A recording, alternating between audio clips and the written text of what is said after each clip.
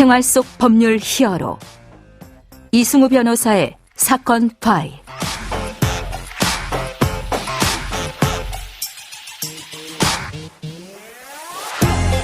안녕하세요. 이승우입니다. 각종 사건 사고에서 여러분을 구해드리겠습니다. 오늘 열어볼 사건 파일 뉴스컷으로 먼저 만나보시죠.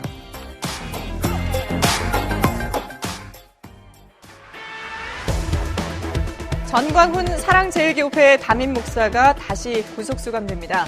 법원이 오늘 전 목사의 보석을 취소해달라는 검찰의 청구를 받아들였는데요. 자, 사건 파일 오늘 주제는 구속 만기 제도와 보석 제도입니다. 자, 우리에게 자유라는 것은 정말 소중한 가치죠. 자유를 빼앗기는 징역형 또는 구속이라는 제도는 가장 강력한 민주국가의 법익 보호 장치입니다. 자, 이런 구속과 보석 제도에 대해서 법무법인 법승 박은국 변호사와 함께 알아보도록 하겠습니다. 안녕하세요, 변호사님. 예, 안녕하세요. 박은국입니다. 네. 자, 뉴스에 이제 자주 등장해서 우리가 여러 번 들어보긴 하는데 그 의미를 이제 모르는 청취자분들이 꽤 많이 계실 것 같아요. 구속 만기 제도 그리고 보석 제도, 이게 어떤 제도입니까? 좀 설명을 좀 해주시죠. 예, 형사 사건이 진행될 때에는 네네. 수사 단계에서부터 체포되어 구속 상태로 진행할 수도 있고 예. 불구속 상태로 진행할 수도 있습니다. 그러니까 가둬놓고 할 수도 있고 가둬놓지 않고도 할 수 있다. 이런 예, 얘기군요. 그렇습니다. 네. 어떤 경우는 가둬놓고 어떤 경우는 가둬놓지 않고 이런 판단을 하는 어떤 근거 요건 같은 것들이 있습니까? 예, 그렇습니다. 예, 구속 요건은 결국 구속 상태에서 벗어나는 요건과 같은 내용입니다. 네네. 예, 그래서 이 요건들은 결국 증거인멸의 우려와 도망할 염려, 예. 이 두 가지가 가장 중요한 맥락이라고 볼 수 있습니다. 네네. 이 안에서 뭐 주거가 분명하지 않다거나 뭐 피해자에게 해를 가한다거나 이런 부분들은 결국 증거인멸의 우려 또는 도주 우려의 내용 속에 다 포함되는 내용이어서 결국은 증거를 인멸할 걱정이 된다거나 또는 도망할 것 같다라는 결국 이러한 생각이 염려가 들 때에는 가둬놓고 수사를 하고 가둬놓고 재판을 하겠다. 예, 이런 취지로 보시면 될 것 같습니다. 물론 이제 그런 사건 관련해서는 혐의 자체가 충분히 소명이 되고 범죄 자체가 중대한 경우에 제한되겠죠. 예, 그렇습니다. 증거인멸이나 도주 우려만 갖고 이렇게 구속이 되거나 그러는 건 아니죠. 예, 수사 기관에서 혐의가 어느 정도 충분히 수사가 되었을 때 또 재판 단계에서는 이미 그 정리된 공소장에 따라서 재판이 진행되는 과정이기 때문에 혐의가 충분히 입증되었다 보는 상황에서 판단하게 됩니다. 구속영장이 청구되거나 법원이 판단하는 상태가 됐을 때 이 구속 상태, 가둬진 상태에서 해방되기 위한 제도들이 여러 가지가 있습니까? 예, 그렇습니다. 크게 세 가지로 볼 수 있는데 네. 처음에 수사 단계에서 검사가 청구하는 영장 청구. 예. 이때 실시되는 것이 영장 실질 심사입니다. 실질 심사가 그냥 영장 심사하면 될 것 같은데 왜 실질 심사입니까? 판사가 피해자를 직접 신문하라는 뜻입니다. 네네. 그래서 직접 피해자 얼굴을 보고 피해자의 얘기를 들어보고 나서 영장 발부할지를 서류만 보지 말고 실질적으로 만나라? 예, 그렇습니다. 그렇군요. 자, 그리고 또 다른 제도가 있습니까? 예, 그리고 이미 이제 영장이 발부되었을 때 네네. 구속 적부 심사라는 것을 청구할 수 있어서 이 구속이 적합한지 그렇지 않은지를 다시 한번 판단해 주세요라고 판사님께 OX 청구할 판단을 다시 한번 하라는 얘기군요. 다시 한번 판단해 달라고 청구해서 그때 다시 석방하는 기회를 갖게 됩니다. 네네. 그리고 세 번째는 이제 재판 단계에서 예.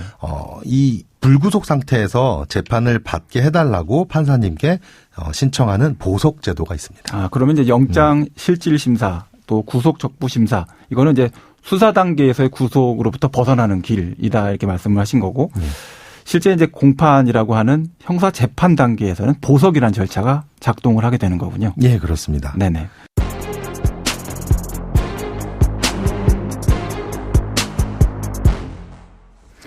최근 곽상도 전 의원이 이제 보석 석방이 된 사안이 있었습니다. 자, 어떤 법률을 통해서 보석 신청이 됐고 인용이 됐다라고 볼 수 있을까요? 곽상도 전 의원 사건의 경우는 네네. 필요적 보석 사유에는 해당하지 않아 보이는데 임의적 보석 사유로 보석을 인용한 것으로 보입니다. 필요적 보석은 뭔가요? 보석 예외 사유에 해당하지 않다면 보석을 해 주어라. 무조건 해 주게끔 되어 있습니까? 이 해를 가할 염려 또 도망할 염려 결국 죄증을 인멸할 염려 이런 부분이 있어서 결국 판사님이 이 부분이 다 없다고 판단했을 때 보석을 해주어라라는 뜻인데 이 중에 장기 10년 이상 징역에 해당하는 죄를 범한 때에는 해줄 수 없도록 되어 있기 때문에 필요적 사유에는 해당하지 않는 것으로 보입니다. 예. 그러나 임의적으로 또 보석을 해줄 수 있어서 이 사안에서는 임의적 보석을 해준 것으로 보이는데 이 구속 영장을 진행함에 있어서 최장 구속 기간이라는 부분이 이 사건에는 함께 적용이 되어서 더 구속 재판을 진행할 수 없는 사정이 좀 같이 있었던 것으로 보입니다. 구속된 상태에서 재판을 받을 때 기간 제한이 있습니까? 예, 그렇습니다. 그 재판을 진행하면서 기본적으로 2개월 단위로 구속 영장에 효력이 있는데 2번 연장이 가능해서 1심에서 최장 6개월까지만 구속 상태에서 재판을 할 수 있습니다. 그래서 보통 6개월 안에 재판을 구속 상태에서 마치는 것이 보편적입니다. 네. 그러면 오늘 사건에 담긴 법적 포인트를 한 줄로 정리하고 실제 법적 대응과 자문 이어가 보도록 하겠습니다.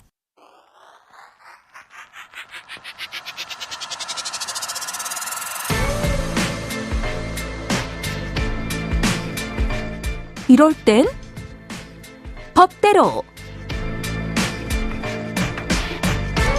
자, 오늘 청취자분들께서는 단어가 좀 어려워서 굉장히 좀 고생하시는 부분이 있을 거라고 생각합니다.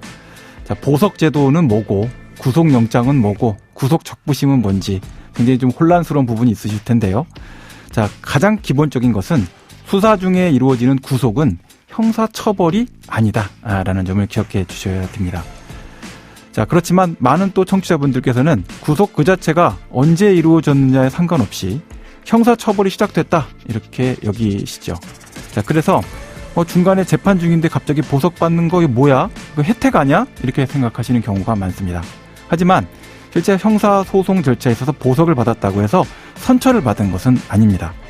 자, 보석을 받으면 더 재판 열심히 준비하고 본인 방어권 행사하기 위해서 노력해야 된다 이렇게 보시면 됩니다. 보석 사유가 있다면 보석이 적극적으로 허용되는 것이 선진국의 사례고요. 피해자에 대한 우려, 피해자에 대한 위해 우려 같은 이런 불허 사유가 있는 경우 외에는 법 규정 절차에 따라서 보석 자체를 적극적으로 허용해 주고 있는 것이 또 선진 사법 국가의 태도입니다.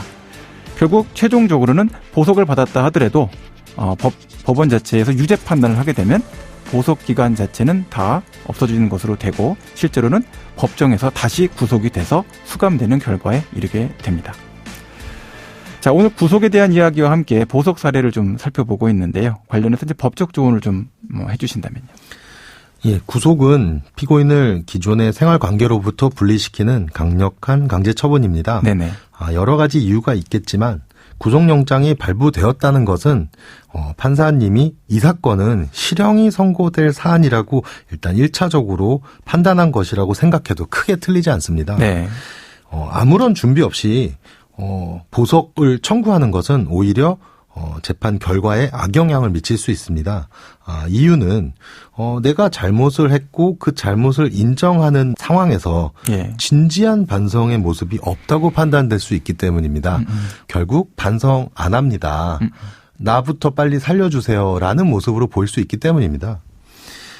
그래서 공소사실을 다투는 경우는 좀 다릅니다. 예. 이때에는 결백을 주장하는 상황이기 때문에 중요한 증인들의 진술이 확보된 이후에는 이제 최장기간 그 구속 시점이 다가오게 되고 이때 시점에서는 보석을 청구하면서 그 결백을 계속 다툴 수 있는 기회를 또 가질 수 있기 때문이죠. 예. 하지만 공소사실을 인정하는 사건은 그 주어진 시간 안에 피해자와의 합의나 상당한 피해 보전 등이 이루어진 뒤에 보석 신청하는 것이 좋습니다. 예. 그래서 실형이 선고될 가능성이 합의가 없을 때는 높아지겠죠. 그래서 도주의 우려가 높다고 판단되고 그래서 보석 청구는 기각될 여지가 높습니다. 결국 공소사실을 다투면서 구속 최장기간에 다가올 경우 이외에는 사실상 재판의 결과와 보석 인용 여부는 매우 밀접한 관계를 가진다고 볼 수 있습니다. 네.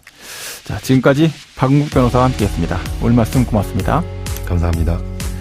생활 속 법률 히어로 이승우 변호사였습니다. 내일도 사건에서 여러분들을 구해드릴 사건 파일 함께 알겠습니다.